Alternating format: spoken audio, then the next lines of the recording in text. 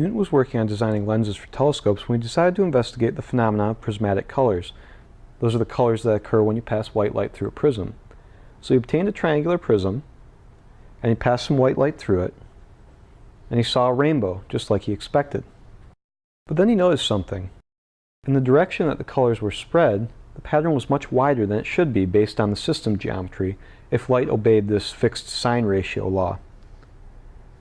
So he did some experiments. He separated out individual colors in the spectrum and passed them through additional prisms, and what he came to realize was that all of the colors in this spectrum are their own form of light, and they all experience a different refractive index on traveling through these prisms. So this led him to the conclusion that the white light entering the prism wasn't really white, it was a combination of all these different colors, and that all the prism was doing was separating them in an angle by this varying refractive index. This is an interesting conclusion, but it doesn't really prove what's happening because we're still relying on this prism to make these colors. So what we really need is an experiment where we can form these colors from white light without a prism, and at the end of his paper, Newton suggests just such an experiment. You start with the same system you had before, and then you place a lens in the system.